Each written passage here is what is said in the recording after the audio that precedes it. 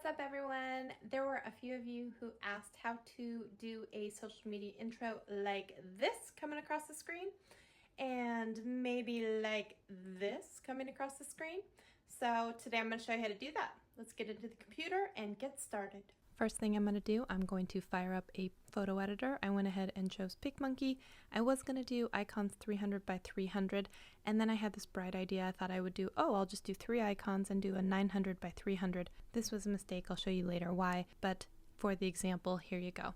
I went ahead and made the background transparent, and then I went into the overlay section here, and they have all of the social media icons already as part of their overlays. So I went ahead and just chose the ones that I wanted to use, and I wanted to try and keep them similar like in their shape, so I went with round ones.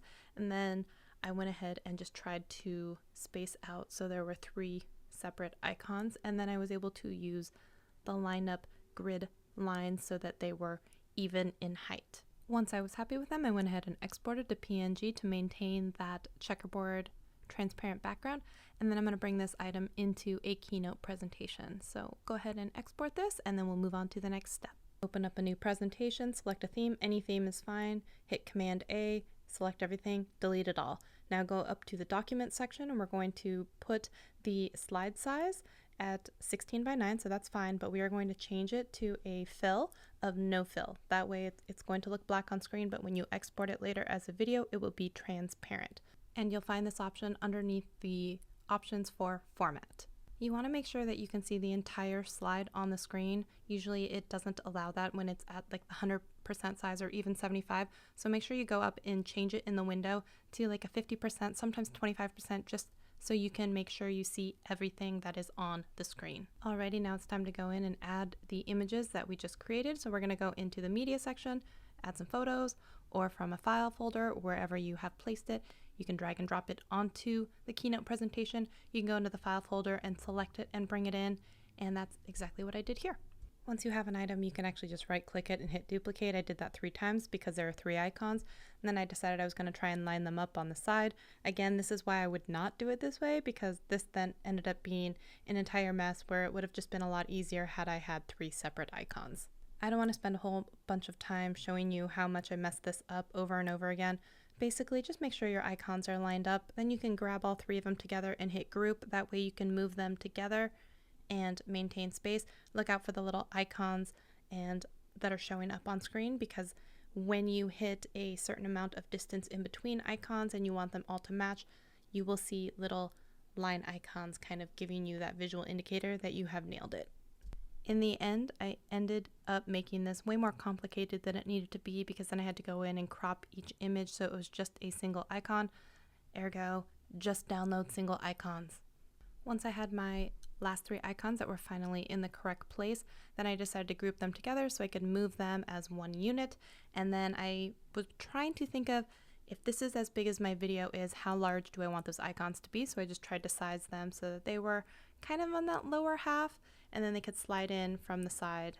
And I thought this looked like a pretty good size. You can make it whatever size you want though. Then I figured you're gonna have to have room for the actual handle. So I went up to the shape icons and I added some rectangles, and you're going to see me do it once and then duplicate it 3 times so that I have 3 different ones, all coinciding with each of the social media icons. And tried to overlap them a little bit so it looks like they're going to be the social media icon and then the handle for it. You see, if I move it too far to the right, there's a space in between, so you kind of have to drag that item a little bit into the middle of the icon, and then you're going to place that icon on top of your rectangle so that you only see the icon and then the rectangle coming off to the side. I hope that makes sense. Once you like that object, like I said, just to make things uniform and easy, I went ahead and duplicated that object so there were 3 of them, 1 for each of the social media sites. Again, when you go to the format option, you want to make sure that your social media icons are in front of those 3 rectangles. And now you have the perfect background to put your social media handles. So go ahead and go to the text option and go ahead and choose a font that is going to make it so that you can fit your entire screen name in there. You may want to put an @ sign, you may not, whatever, that is all up to you.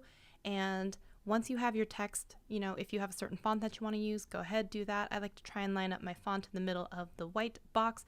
Then again, duplicate, because for most of my sites, my handle is pretty similar, except for one, in this instance, Twitter, but I still want the beginning of it to be lined up the same. I'm just going to cut off the end there so that it looks pretty uniform.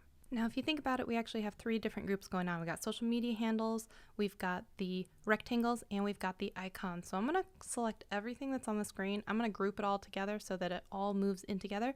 Then we're going to animate this entire group. And the way that we're going to do this is all personal preference. You just play around with what you like. I saw some different ones and I was like, okay, I'm going to try and experiment with, a wipe in or a bounce in. And this is whatever you want. One thing is I like to have the movement where it comes in off the screen and there's a little bit of bounce.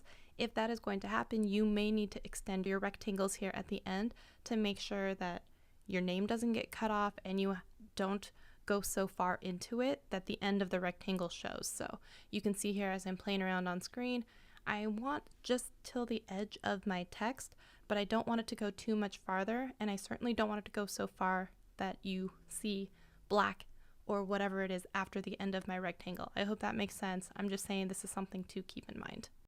I also have a signature font, so I'm going to go ahead and change the font to my own. Now, all of these animations are going to be personal preference, so we're not going to spend a lot of time on the ones that I chose, but basically I did choose a build in and a build out, and mine was a wipe, and I decided, yes, let's keep some bounces in there. I wanted it to be a slow wipe in, wipe out, so there was still time for it to be able to be read on the screen. And then when I went into the build order, not only did I choose a build order where it goes directly after the other one, I did choose an additional delay so that it stays static on the screen for a little bit and then it ends up moving off the screen. But like I said, the possibilities are endless, so you really want to play around with this and decide what you like, because for the most part, you're probably going to do this project once, export it, and then have it be something that you can use anytime you want to in any of your projects. I'm going to go ahead and preview this, and it looks pretty good to me. So we're going to move on to the next step, which is going to be to export. Now you do have to do a couple steps to make sure that it exports correctly to maintain a transparent background. So let's do that. You're going to go up to the top, go to File, go to Export, and then export as movie. Now out of habit, I always go to auto playing and 0 seconds on the go to next slide and next build. And then now under resolution, we're going to go down to the drop down to custom. We are going to do the dimensions that we already have, but you need to select Apple ProRes 4444 and make sure the button is selected for export with transparent backgrounds. This is going to make it so that when you lay it as an overlay in your video file, it will be on top of your video.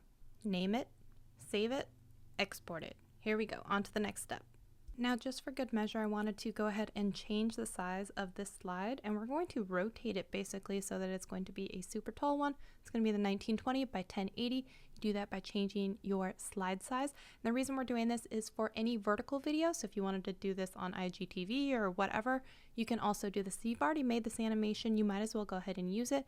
Change your slide size, and then now you're going to see it's just a little bit truncated and shrunk. So just make it a little bit larger and kind of play with it.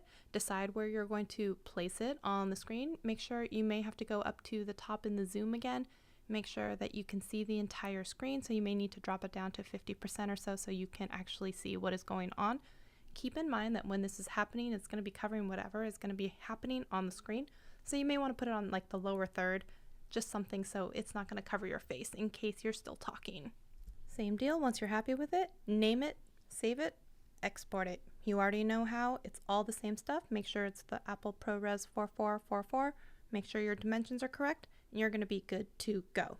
Now when you go to open them, again, you're going to see what looks like a black background, but I think you guys know that if you put it on top of your overlays and you put it inside of iMovie, it's going to work exactly like the animated subscribe button, which if you have not checked out that video, I will leave a link for it up in the eye so you can go check that out.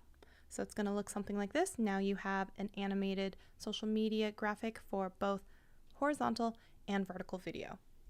If you want to find out more about working with me online to boost your YouTube channel or take Vertical Video Marketing Academy with me, make sure you check the down bar for all of the information on that. All right, that's it. If you have any questions, drop me a comment. I hope that was easy enough to follow along with. And that was just for you all that asked for it. So I hope you enjoy it. And now you can go make social media animated graphics all over your videos. If you like this video, make sure you give it a thumbs up, subscribe, and I'll see you in the next one. See you later. Bye.